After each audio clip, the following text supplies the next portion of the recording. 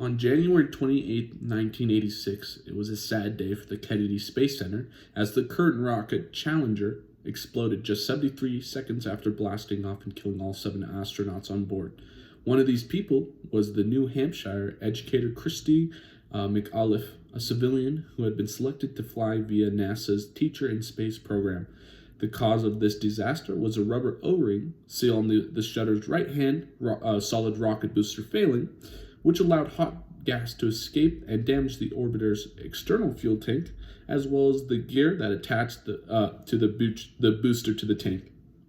The decision to launch the Challenger was both flawed and forced due to a number of reasons. Now, what could have they done differently? I believe that you should always create a product that delivers no matter how much time it takes.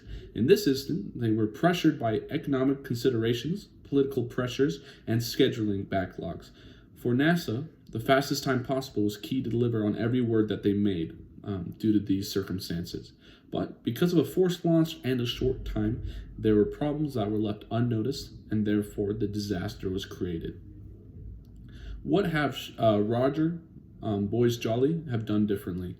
When looking at the facts, Roger was a major part when it came to the failure of the project.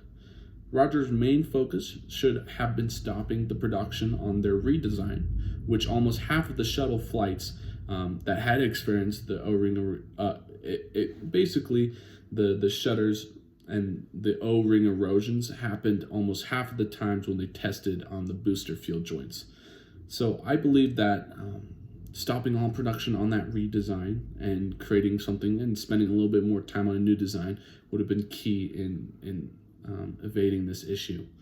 The second thing I would have them come up with more of a design focus on the erosion problem, because it's seen that most of their problems came to erosions and mostly detachments of the bolts. And this would allow them to create a design to eliminate the erosion, as well as push them to create a design that has a more solid frame on the booster field joints. But there is a problem with that, which was management. And so what do I see as future engineering professional? What are responsibilities in relation of both being loyal to management and protecting the public welfare? The biggest thing is communication when it comes to the end. You have many departments working on different parts. It's key to have a realistic expectation of how long and how much time it's going to take to complete a rocket. A rocket takes a longer time. A rocket that takes longer time to build and more materials is better than a rocket that explodes 72 seconds after launch. Even for how many materials you put in more materials, it's always better than just to have a rocket that will lose all the money instead of having to build a new one. For management, it also means meeting the middles with other deadlines to keep them happy. It's really expending, so with a critical thing like that O-ring and the rubber, that was something that should have had more time on the redesign, and it's one of the base things.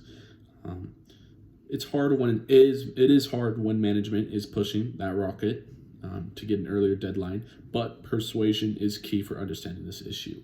I would have had a team that would be able to keep the management open in mind, because I believe that it was probably harder than I bet.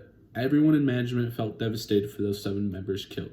If I were an engineering professional, my main goal would be able to pursue these key issues to management to gain a little more time, and it would be all worth it.